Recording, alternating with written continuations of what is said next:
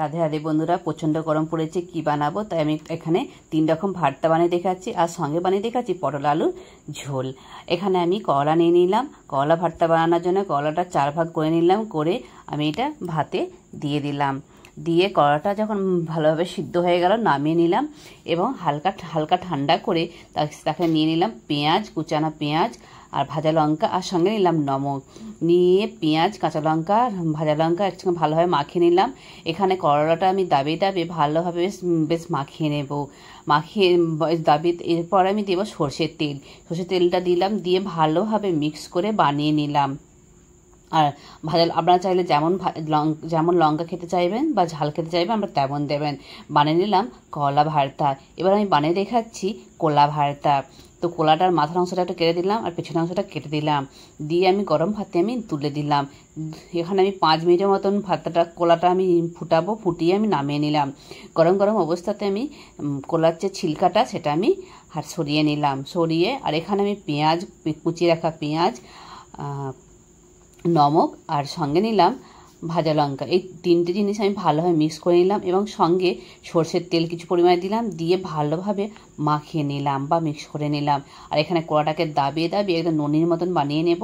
বানিয়ে ভালোভাবে কলা আর সঙ্গে পেঁয়াজ ভালোভাবে মাখিয়ে নেব। মাখিয়ে বানিয়ে নেব কলা ভর্তা।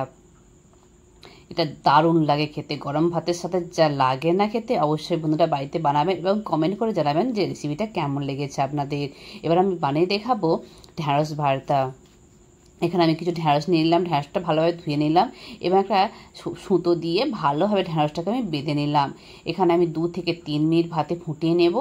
বেশি টাইম লাগে না ঢ্যাঁড়স ভর্তা বানাতে, তো 2 থেকে 3 মিনিটের মধ্যে বেনে যায়। তো এই ভালোভাবে বানিয়ে নিলাম। এর মাথার অংশটা আমি প্রথমে কেটে রাখি না, কেন কেটে রাখলে ভাতেতে একটু হ্যাড় করবে, সেই জন্য আমি দিলাম না। আমি এটা পরে মাথার অংশটা কেটে দিলাম, মাথাটা শক্ত থাকে তো সেই জন্য আমি এটা কেটে ফেলে দিলাম। আর সঙ্গে সর্ষের তেল দিলাম, আর দিলাম পরিমাণ মতো নমক। দিয়ে ভালোভাবে ঢ্যাঁড়সটাকে দাবিয়ে দাবিয়ে ভালোভাবে মাখিয়ে নিলাম। এটা যা লাগে না খেতে গরম ভাতের সাথে, একদম এটা হলে আর কিছুই লাগবে না, এতটাই টেস্টি লাগে গরম ভাতের সাথে। আর এখানে আমি বানিয়ে নিলাম পটল আর আলু দিয়ে একটা ঝোল বানাবো। সেজন্য পটলগুলো আমি ভালোভাবে ছাড়িয়ে নিলাম। একটা একটা করে সব পটলগুলো আমি এইভাবে ছাড়িয়ে নিলাম।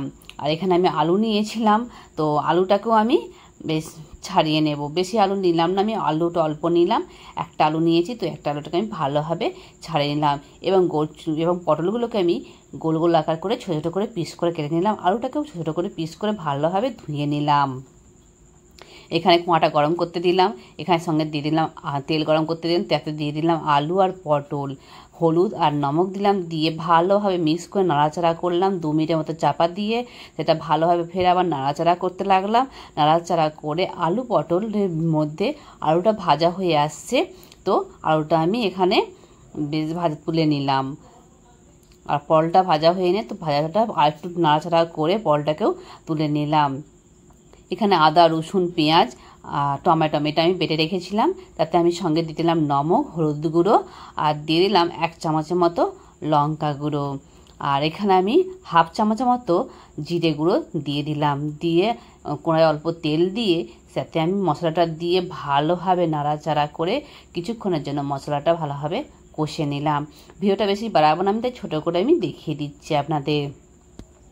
ভালোভাবে নাড়াচাড়া করে কষার পর আলু আর পটল ভাজা রেখেছিলাম সেগুলো আমি তুলে দিলাম। দিয়ে ভালোভাবে 2 মিনিটের মতো নাড়াচাড়া করে এইদিকে আমি জল গরম করে রেখেছিলাম, তো জল গরমটা আমি দিয়ে দিলাম। দিয়ে হালকা একটু নাড়াচাড়া করে দিলাম, করে 2 থেকে 3 মিনিট চাপা দিয়ে দিলাম। দিয়ে সবজিটা ফুটে গেলে আলুটা সিদ্ধ হয়ে গেছে, তো আমি এটা নামিয়ে নিলাম।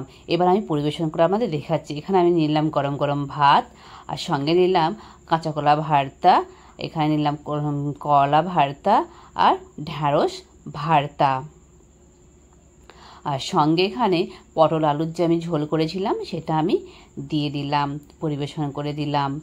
এবং অল্প অল্প করে এইভাবে আপনারা গরমে অবশ্যই বানিয়ে খাবেন, এবং কমেন্ট করে জানাবেন রেসিপিটা কেমন হয়েছে। আপনারা খেয়ে অবশ্যই তৃপ্তি পাবেন, এতটাই টেস্টি আর এতটাই তৃপ্তি ভরে খাবেন। রেসিপিটা কেমন হয়েছে বন্ধুরা অবশ্যই বাড়িতে বানাবেন এবং বানিয়ে কমেন্ট করে জানাবেন রেসিপিটা কেমন হয়েছে। ভালো থাকবেন, সুস্থ থাকবেন।